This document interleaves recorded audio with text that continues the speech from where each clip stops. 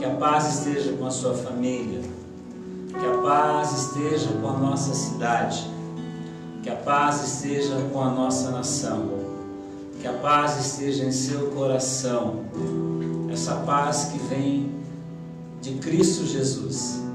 Essa paz que excede todo entendimento. Essa paz que nos faz ter esperança.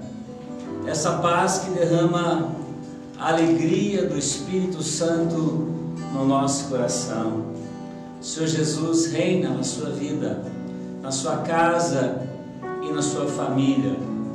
E hoje você está abrindo a porta da sua casa, a porta do seu lar, para que a palavra de Deus possa ocupar cada espaço da sua casa e do seu lar. O salmista diz: lâmpada para os meus pés e a tua palavra, e luz para o meu caminho. A palavra de Deus cantada, orada, pregada, lida, ministrada, ela está nesse momento. Imagina comigo quantos lares, quantas famílias, quantas casas, quantas cidades, quantos leitos nesse momento está recebendo a palavra de Deus. Isso é algo para nós atentarmos, porque o Senhor Jesus disse: quando essa palavra for pregada em todo o reino, então virá o fim. Puxa vida, como seria possível isso, a palavra ser pregada em todos os reinos? E hoje ela está sendo pregada em todos os reinos. Mas o fim, para aquele que ama o Senhor, na verdade, é o começo. O próprio Senhor Jesus disse: se o grão de trigo cair na terra, não morrer, fica ele só, mas se morrer, produz muitos frutos. O próprio apóstolo João disse assim: amados, ainda não é manifesto como havemos de ser, mas quando ele se manifestar, seremos como ele é.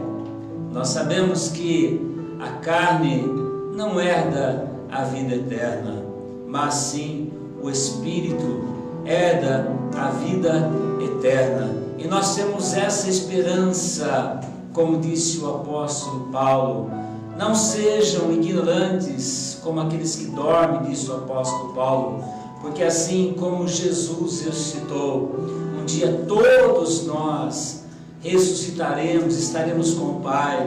E nós que estivermos vivos, não precederemos os que dormem, mas também seremos transformados assim como Ele é.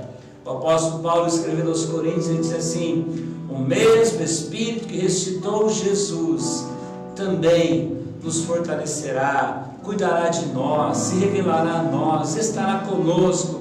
Esse é o Espírito Santo de Deus que tem cuidado de nós. E se existe uma coisa que o Espírito Santo tem prazer, é na palavra de Deus.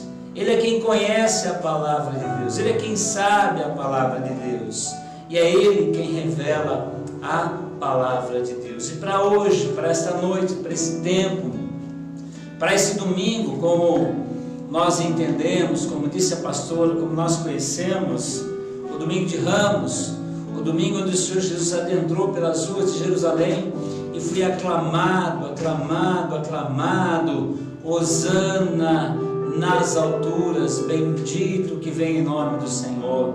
Entrou cumprindo a profecia do profeta Zacarias: o teu rei vem montado em um jumentinho. E é assim que ele adentrou as portas de Jerusalém. Mas um dia também, com ousadia, autoridade e revelação, ele entrou por outras portas, as portas do meu coração, as portas do seu coração. E hoje você é templo do Espírito Santo. Hoje Jesus reina na sua vida, na sua casa, na sua família. Ele é Senhor, Ele é santo, Ele é soberano, Ele pode todas as coisas. Ele disse: é-me dado todo o poder nos céus e na terra. Mas Ele também disse: eis que eu vos dou poder e autoridade para pisar em serpentes, escorpiões, toda a força do inimigo, e nada vos fará mal algum, nada vos fará dano algum. Esta é a palavra do Senhor. Mal, dano algum te alcançará, como disse Moisés ao escrever o Salmo de número 91, não vale encantamento contra as tendas de Israel. O Senhor é a tua sombra à tua direita, o Senhor é aquele que te guarda, o Senhor é a luz do nosso caminho, o Senhor é aquele que nos toma pela mão direita e nos diz: não temas, porque eu sou contigo. O Senhor é aquele que diz: ainda que uma mãe se esqueça de um filho que gera e cria, eu não me esquecerei de vocês, eu não te abandonarei, eu não vos abandonarei, eu não vos deixarei órfãos, diz o Senhor. E neste momento é o momento onde o Senhor tem cuidado de cada um de nós, que nada possa arrancar essa fé do seu coração, que nada possa tirar esse estímulo do seu coração, que nenhuma luta, nenhuma adversidade, nenhuma batalha faça você desistir de prosseguir para o alvo da soberana vocação, autor e consumador da sua fé, da minha fé e da nossa fé. E é um pouco sobre isso que eu quero falar nesta noite. Evangelho de Lucas, capítulo de número 9, a partir do verso 51. Evangelho de Lucas, capítulo 9, verso número 51. Nós vamos ler a palavra de Deus, a palavra do Senhor, a palavra viva e eficaz, a bússola do navegante, ou a nossa direção, a direção do cristão, a palavra de Deus, viva, santa, poderosa, eficaz, maravilhosa, palavra de Deus. Abra o teu coração nesta noite, deixa essa semente cair no seu coração, e quando você menos esperar, esse pão vivo que desceu do céu, que encontrou uma boa terra, vai produzir, vai transbordar, vai abundar, vai socorrer e vai salvar muitas vidas, no nome do Senhor Jesus. Lucas capítulo 9, verso de número 51.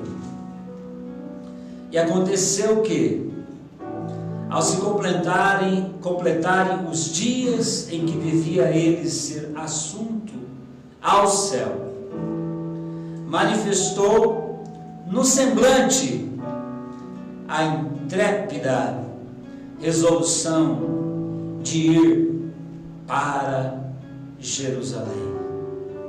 Manifestou o firme propósito de ir para Jerusalém. Pai, a tua palavra fala comigo, fala conosco, em nome do Senhor Jesus. Amém. E graças a Deus. Graças a Deus. Queridos, nós temos trabalhado nesses dias, mais ainda do que temos trabalhado em dias diferentes, em dias antes da crise, antes de todas essas ordens, restrições que temos enfrentado. Temos clamado ao Senhor dia e noite, temos trabalhado tentando melhorar a qualidade de transmissão, temos trabalhado organizando grupos, pessoas têm se agregado a nós, pessoas têm se disponibilizado, temos descoberto novos dons, novos talentos, novas habilidades.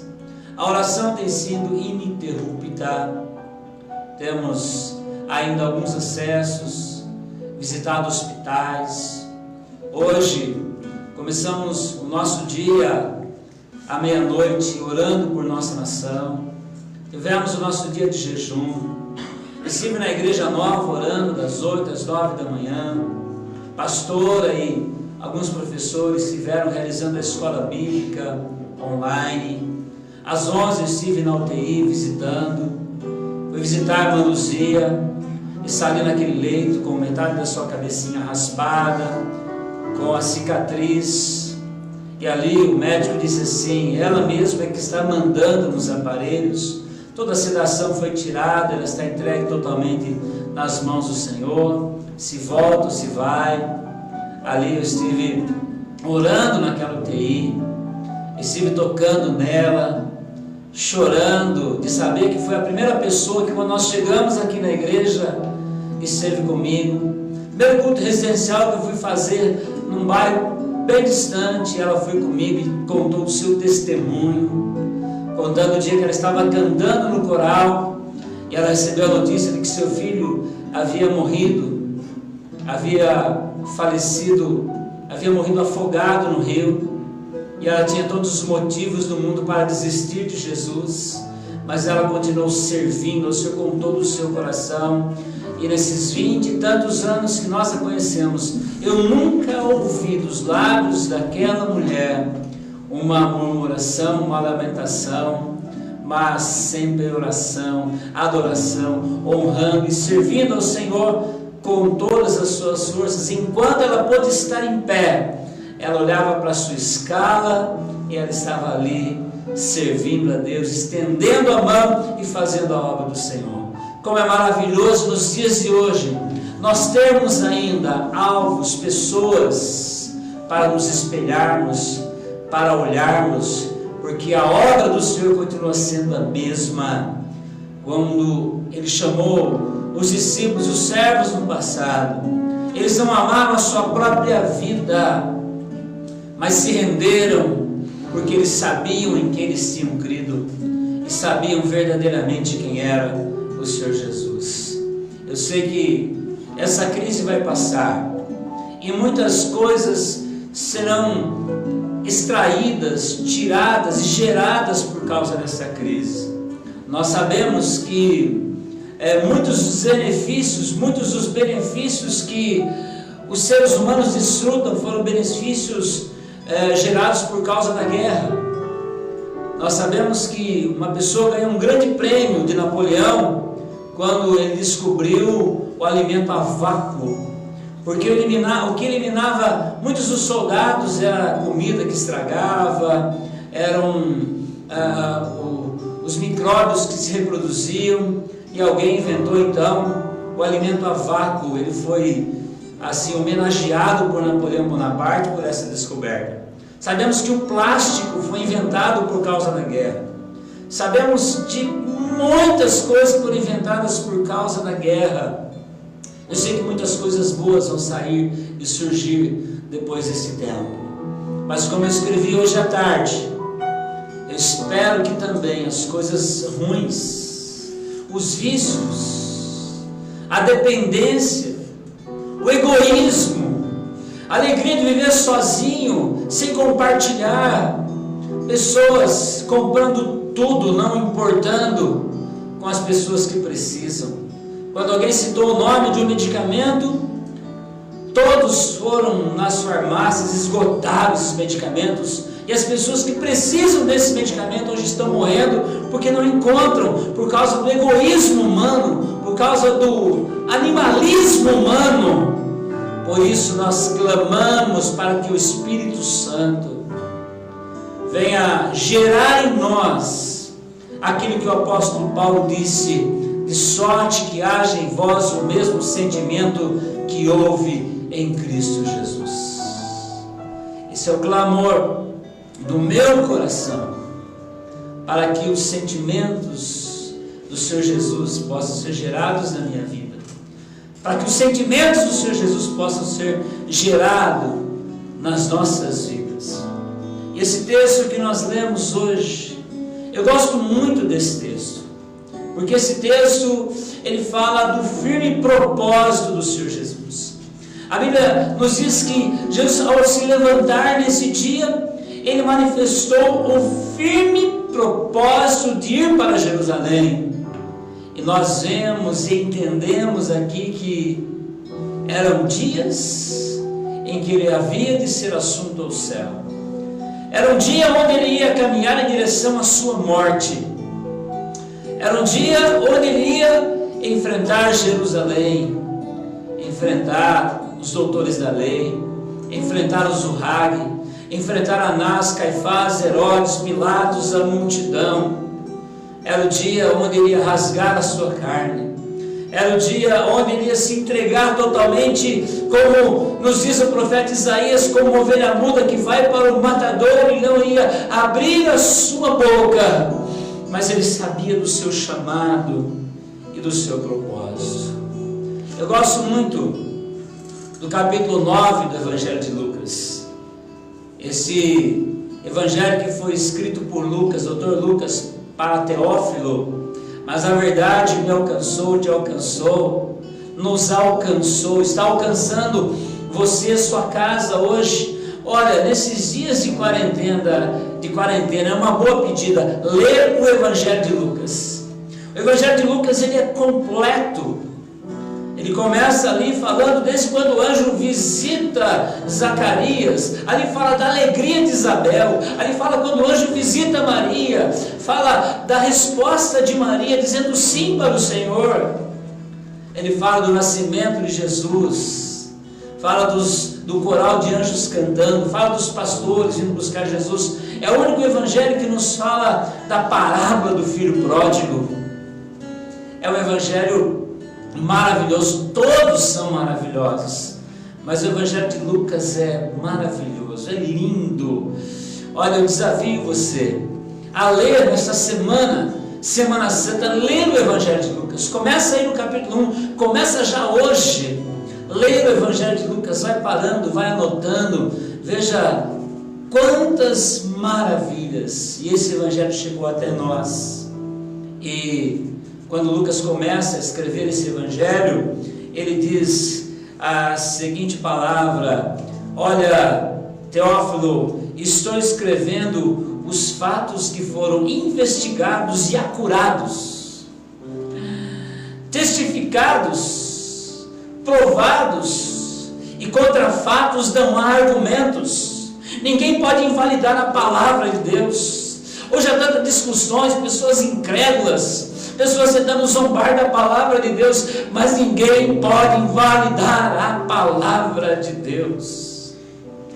Quando Lucas começa a escrever, ele faz questão de dizer: olha, Teófilo, eu estou escrevendo para você, depois de ter analisado, depois de ter investigado, depois de ter acurado todas essas coisas, eu estou escrevendo com certeza para você. Sabe quando alguém vier roubar a fé do seu coração, querido? Se você tiver a certeza da sua fé, certeza da sua convicção, certeza que o Senhor Jesus falou com você, te salvou, que o seu nome está escrito no livro da vida, não importa o que as pessoas falem, não importa o que elas retruquem, não importa os desafios e afrontas do inferno, está selado no seu coração. A Bíblia diz que é um selo, é um penhor, é uma garantia. Isso fala mais alto e mais forte do que falsos argumentos. São fatos. São fatos. E o Evangelho de Lucas, ele é maravilhoso. Fala de toda a trajetória de Jesus. Fala das curas de Jesus. Fala em parábolas. Aqui no Evangelho de Lucas, lá no capítulo 8, fala das mulheres que serviam a Jesus. Joana, a esposa do procurador, serva de Herodes. Fala das mulheres que serviam a Jesus. Fala no capítulo 10 da missão dos 70, que foram e voltaram alegres e voltaram felizes. Fala, como eu disse, é o único evangelho que fala da história do filho pródigo. Assim é o Evangelho de Lucas, e essa preciosidade que é o Evangelho de Lucas. Mas aqui, no texto que nós lemos, no capítulo 9, então, é um capítulo que tem muita riqueza, muita riqueza. Olha o capítulo 9, ele começa lá no verso 1, tendo Jesus convocado os 12, deu-nos poder e autoridade sobre todos os demônios e também para efetuarem curas. Já começa dizendo numa reunião que Jesus teve com os 12. E Jesus otorgando autoridade para os 12 aqui no capítulo 9. Lá no capítulo 9, verso 1, e depois lá no capítulo 9, lá no verso 7, a gente vê o desespero de Herodes, assim, puxa vida, eu mandei cortar a cabeça de João Batista, quem é esse que está falando por aí? Será que é ele que ressuscitou? Será que é Elias? Mas era Jesus que estava ali. Logo no versículo de número 10, vamos ver a primeira multiplicação dos pães, só dentro de um capítulo. Nós vamos ver lá no verso 18 a confissão de Pedro, dizendo: Tu és o Cristo, só no capítulo 9. Lá no verso número 22, 23, Jesus dizendo que aqueles que quisessem segui-lo teriam que levar a sua cruz e não olhar para trás de maneira nenhuma. E aí algo maravilhoso acontece lá no versículo 28, que é a visita deles ao Monte da Transfiguração. E ali no Monte da Transfiguração, eu não sei se é aqui em Lucas ou em outro lugar, mas eles aparecem ali e a Bíblia diz que eles estavam tratando de como seria a morte de Jesus. Como o Filho do Homem seria entregue na mão dos homens. Como seria? Pedro, Tiago e João tiveram o privilégio de subir com Jesus. Jesus desce dali do Monte da Transfiguração sabendo o que ele tinha que fazer. Jesus desce do Monte da Transfiguração, nós vemos que a cura de um jovem endemoniado, ele liberta esse jovem endemoniado. Depois ele fala tudo o que haveria de acontecer com ele. Ele fala depois do maior do reino dos céus, tudo dentro do capítulo 9. Que aquele que fosse o mais humilde seria o maior no reino dos céus. Ele continua ensinando sobre a tolerância, sobre o amor dentro do capítulo 9. Mas aí, sabendo das suas obrigações, ele vai durante uma noite, descansa com os discípulos e pela manhã nós encontramos esse texto aqui. E aconteceu que, ao se completarem os dias em que devia ele ser assunto ao céu, manifestou no semblante, eu até escrevi isso, né? Que manifestou no semblante, as pessoas viram que aquele dia seria um dia diferente. Jesus decidiu naquele dia determinadamente ir para Jerusalém. Muitos obstáculos surgiram, obstáculos de oposição, obstáculos disfarçados. Quando ele disse que iria, ele disse assim para alguns discípulos: vão na frente, preparem o caminho, preparem pousada para que eu vá. E a gente sabe que os discípulos vão, chegam ali em Samaria, são expulsos da cidade, eles voltam correndo dizendo assim: Senhor, vamos passar lá e destruir aquela cidade. E ele fala: vocês não sabem o que estão falando. O Filho do Homem veio verdadeiramente buscar e salvar o que estava perdido. E é maravilhoso que ele vai e passa por aquele lugar onde eles não queriam que ele entrasse, e na verdade ele se assenta a um poço ali na cidade ali de Sicar, perto de Samaria, e ele salva uma mulher naquela cidade. E na verdade ele salva aquela cidade através do testemunho daquela mulher. E ele passa por Samaria. Pedro, que aqui dentro do capítulo 9, um pouco antes havia dito: Tu és o Cristo, agora chega para ele e fala assim: não vai para lá. E ele fala: para trás de mim, Satanás. E ele continua em direção a Jerusalém.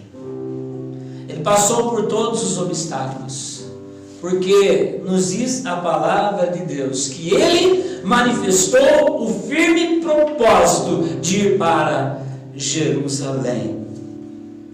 Jesus tinha uma missão, e para isso tinha um preço a ser pago.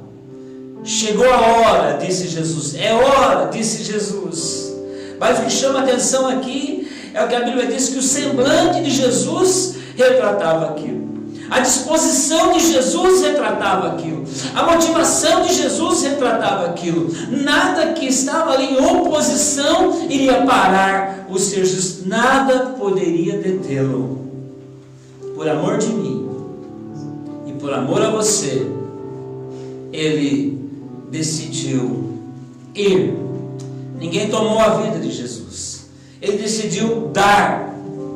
Ele decidiu amar. Ele decidiu se entregar, para que hoje eu e você pudéssemos ter acesso ao Pai,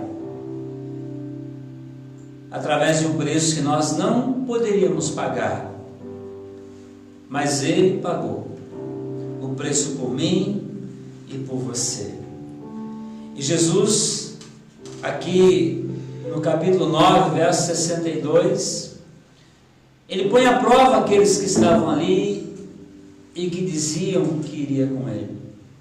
E o verso 62 é assim: mas Jesus lhe replicou: ninguém que tendo posto a mão no arado olha para trás é apto para o reino de Deus. Será que você vai olhar para trás? Será que você vai desistir? Será que nós só cantamos que queremos ser fiel? Nós só cantamos e só falamos que vamos seguir o Senhor até o fim? Será que muitas vezes um confinamento já vai nos desestimular de seguir para o alvo da soberana vocação? Eu creio que o Espírito Santo te chamou, me chamou e nos chamou. E há na minha face, há na sua face, há na nossa face, como diz a palavra aqui, a intrépida resolução de servir ao Senhor com todo o nosso coração. O Senhor Jesus, Ele chama essas pessoas, Ele chama a mim, chama você, chama todos nós, para continuarmos firmes na obra e na seara do Senhor. E sabe qual é a conclusão dessa decisão do Senhor Jesus? A conclusão dessa decisão está em Lucas capítulo 9, verso 21, que é o início da nossa semana. Lucas capítulo 9, verso de número 28, diz assim a palavra de Deus, Lucas 9, 28. E dito isto, prosseguia Jesus subindo para Jerusalém. Prosseguia Jesus subindo para Jerusalém. Ora, aconteceu que aproximasse de Betfagé e de Betânia, junto ao Monte das Oliveiras, enviou 2 dos seus discípulos, dizendo-lhes: ide à aldeia fronteira, e ali ao entrardes acharei preso um jumentinho que jamais algum homem montou, soltai e trazei-o. Se alguém vos perguntar por que soltai, respondereis assim: porque o Senhor precisa dele. Porque o Senhor precisa dele. E indo, os que foram mandados acharam segundo lhe dissera Jesus. Quando eles estavam soltando o jumentinho, seus donos lhe disseram: por que soltaram? Responderam: porque o Senhor precisa dele. Porque o Senhor precisa dele.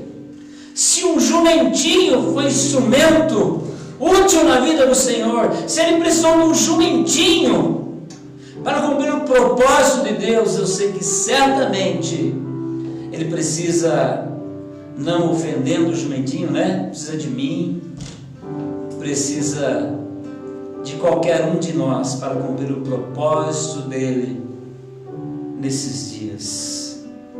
Diz a palavra aqui, verso 35: então trouxeram-o e, pondo as suas vestes sobre ele, ajudaram Jesus a montar.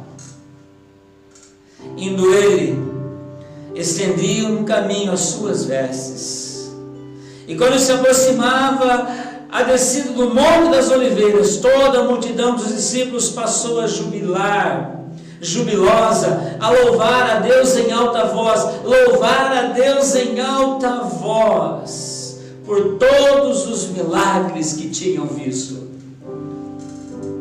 Eu estava aí participando do louvor juntamente com vocês e eu estava ali, glória a Deus, aleluia, santo, santo, santo, e é para vocês verem que não é demagogia, mas é mais ou menos o que acontece comigo quando estou cultuando a Deus. Às vezes eu digo assim, olha, me perdoem, vocês que estão ministrando, dança aqui na frente, porque se às vezes alguém perguntar, quem ministrou, pastor? Eu confesso de verdade, em nome de Jesus, às vezes eu não sei quem está ali dançando na minha frente, porque meus olhos e meu coração estão voltados para o Senhor. Quando muitas pessoas ficam olhando para as pessoas, nossa, aquela pessoa, nem vou na igreja. Que quando você olhar, e não olhar para Jesus, e não olhar para a cruz, e não olhar para o altar, e não oferecer o seu culto de louvor e adoração a Deus, você pode se perder no caminho. Mas Jesus havia manifestado o firme propósito de ir para Jerusalém, e nós vimos que ele chegou em Jerusalém.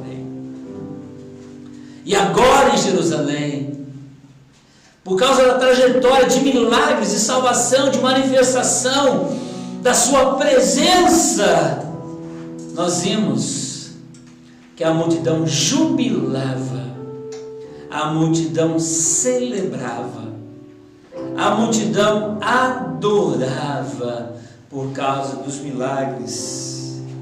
E eles declaravam, verso 38, bendito é o Rei que vem em nome do Senhor, paz no céu e glória nas maiores alturas. Glória nas maiores alturas. Ele chegou em Jerusalém. E nós poderíamos completar aqui o que aconteceu em Jerusalém, mas eu quero parar por aqui. Guarde esse domingo da chegada de Jesus. E a gente pode aí trabalhar essa semana a ida dele ao templo. A gente pode trabalhar essa semana todas as coisas que ele realizou, porque ele chegou. Mas eu quero dizer a você, meu querido, nessa noite, o alvo aparente era Jerusalém, mas na verdade o alvo real e verdadeiro é o teu coração. Você que talvez está fugindo da presença do Senhor, você que talvez esteja saindo da sala agora, o Senhor Jesus, Ele continua caminhando em direção ao alvo. O alvo dele é o seu coração, para que um dia o seu alvo seja o Senhor Jesus, autor e consumador da nossa fé, da sua fé e da minha fé. Nós vamos orar nesse momento. Quero convidar você a se colocar em pé. Nós vamos cantar uma canção. Meu Jesus, Salvador, outro igual não há. Se coloque em pé. Declare que Ele é o seu Salvador, que Ele é o Senhor da sua vida, da sua alma, da sua casa, da sua família e da sua salvação. Ainda que as informações do inferno sejam contrárias, você vai declarar com todo o seu coração que Ele é o seu Salvador. E depois nós vamos orar e agradecer a Deus por esse momento, em nome de Jesus. Pastora, me ajuda aqui, por favor. Vamos louvar ao Senhor. Você na sua casa. Meu Jesus, Salvador, outro igual não há. Todos os dias eu louvarei as maravilhas de teu amor. Aleluia! Consolo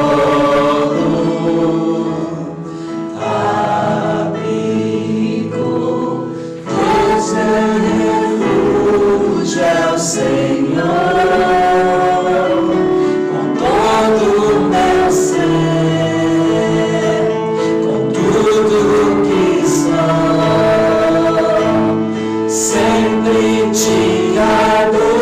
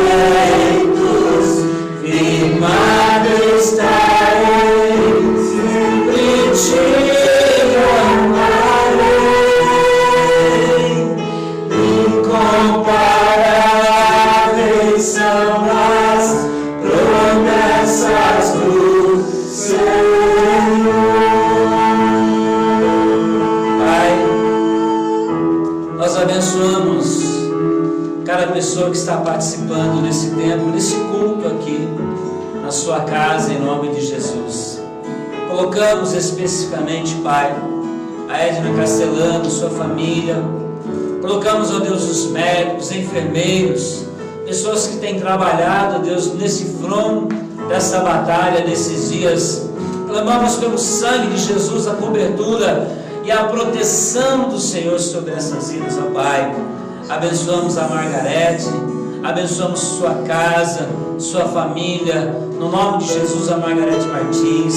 Abençoamos, ó Deus, a Benedita, a mãe do Vaguinho. Abençoamos, ó Deus, cada família, cada familiar. Abençoamos o Pedrinho, toda a sua família, toda a sua casa, em nome de Jesus. Abençoamos, ó Deus, a Zefa. Abençoamos seu esposo, seus filhos, sua casa, seus netos, em nome do Senhor Jesus. Abençoamos, ó Pai, José Brás Ferreira.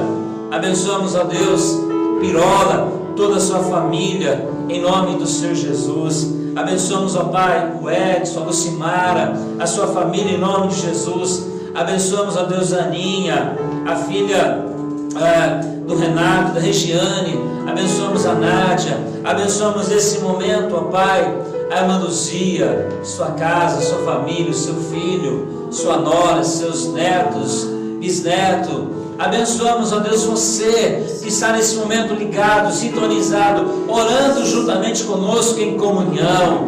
Abençoamos, ó Pai, no nome de Jesus, com a cura, a proteção, a graça, a manifestação, que não haja falta alguma em sua vida, em sua casa. Eu abençoo a vida do Raimundo, da Sônia, do Gabriel. Abençoo a vida do irmão Aurelino, da irmã Lúcia, sua família. Abençoamos, ó Deus, o Sidney. Abençoamos a tua esposa, Deus, a Magali. Abençoamos, ó Deus, todos os nossos amados, nossos pais, nossos amigos, nossos familiares. Abençoa, Deus, a família Gravia, a família Lima, a família Pirola, ó Deus, a família Menezes, a família Carreira, a família Trovó, ó Deus, a família Duarte. Abençoamos, ó Deus, todas as famílias, Pai, a família Marcos, a família Rosales, a família Guimarães, a sua família, meu querido. Nós abençoamos no nome de Jesus, pela autoridade que nós temos. Nós não estamos brincando, nós estamos na madrugada buscando o Senhor, estamos em jejum, em oração, buscando a face do Senhor. Abençoa, Pai, as viúvas, abençoa, Pai, aqueles que não têm acesso muitas vezes ao Pai. Nós clamamos por essas vidas no nome de Jesus, Pai. Esta semana nós abençoamos, ó Deus, cada família, cada casa, no nome do Senhor Jesus. Digam amém, digam graças a Deus, diga: eu e a minha casa serviremos ao Senhor. Diga: eu e a minha casa serviremos ao Senhor. Diga: eu e a minha casa serviremos ao Senhor. Diga: não vale encantamento contra as tendas de Israel. Em nome de Jesus, aclame ao Senhor. Aclame ao Senhor toda a terra, cantemos poder, majestade, louvores ao Rei. Montanhas se prostrem e curte aos mares, ao sol de teu nome. Alegre te louvo por teus grandes feitos, firmado estarei, sempre te amarei. Incomparáveis são as promessas do Senhor. Há promessas incomparáveis do Senhor para a sua vida, sua casa, sua família, no nome de Jesus. Amém e amém. Eu quero fazer mais uma oração nesse momento. Essa semana é uma semana onde haverão muitas decisões na cidade. Nós sabemos que há uma expectativa de abertura do comércio no dia 7, dia 8. Há algumas expectativas. Nós não sabemos qual vai ser a direção das autoridades. Nós estamos aqui debaixo, estamos aqui para obedecer, nos submetermos, mas eu quero orar e pedir a direção de Deus.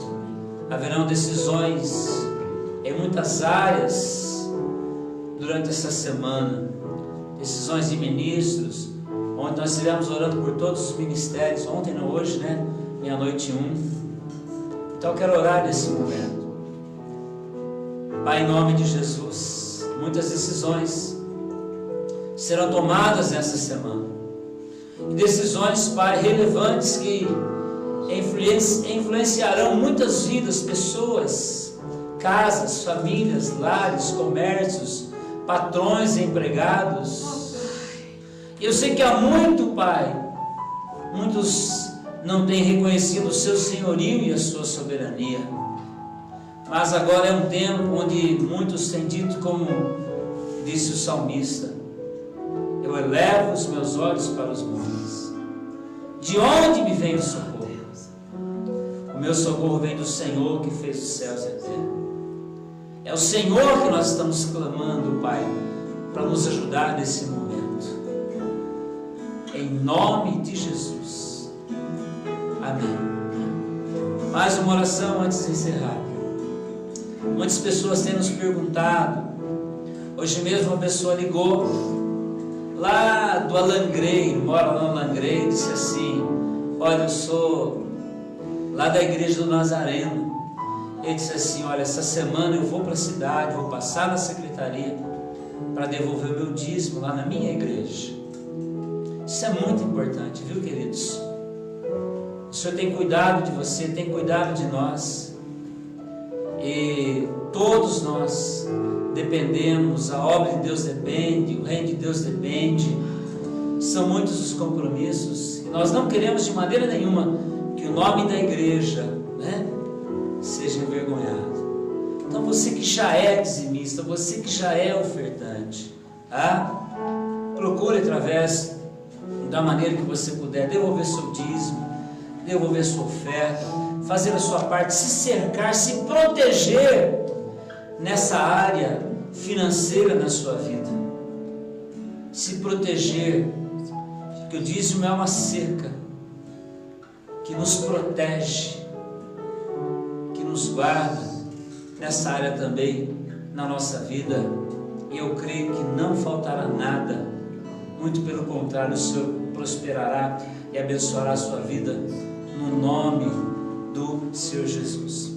Todos os dias dessa semana, começar de amanhã, começa a Semana Santa, na igreja nova, das 8 da noite às 9 da noite.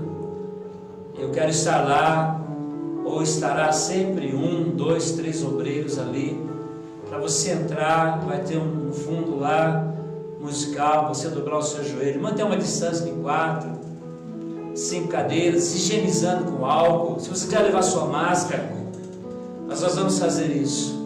Eu me lembro, meu pai, desde criança, todos os dias da Semana Santa ele ia para a igreja, e às vezes, né, na sexta-feira ele ia e entrava de joelhos na igreja, né?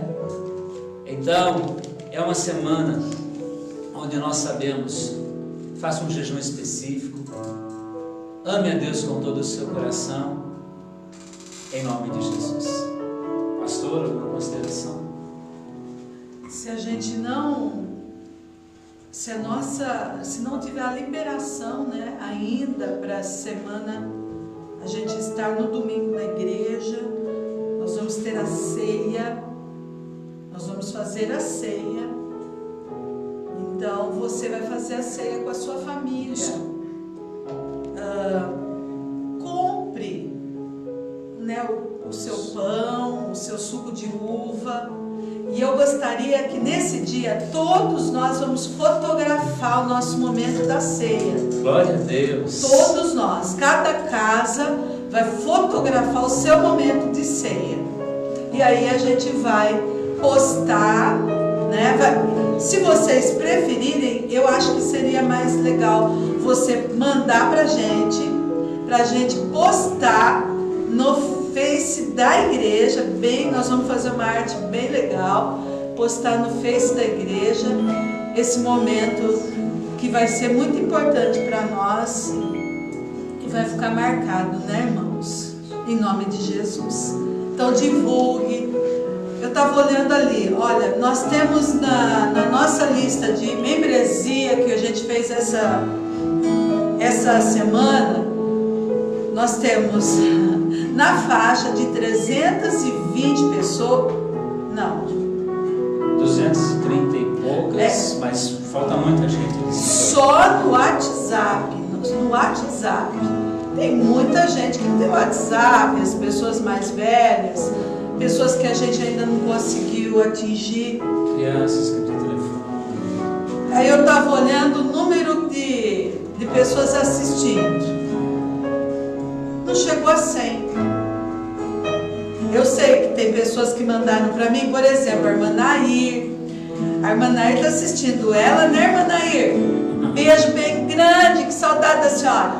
Está assistindo ela, a Vitória e a Silvenir.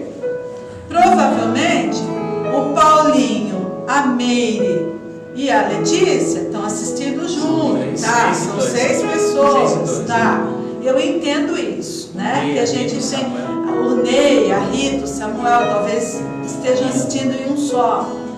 Mas às vezes a gente fica pensando, quantos que não estão assistindo? A nossa preocupação é essa. Então no dia da ceia, a gente quer ver a família reunida, postar, mandar pra gente a foto, né? Pra gente postar e ter uma ideia de quantas famílias vão estar participando desta ceia, em nome de Jesus. Amém. Que Deus abençoe. Um beijão bem grande. Olha, aqui a gente pode dar um abraço, tá? Então vamos dar um abraço aí. Abre o seu braço, bem gostoso, tá bom? Que o amor do Pai, a graça do Senhor Jesus, a comunhão e a consolação do Espírito Santo seja sobre todos nós, sobre todo o povo de Deus, para sobre a terra. Deus abençoe. Uta! Aleluia!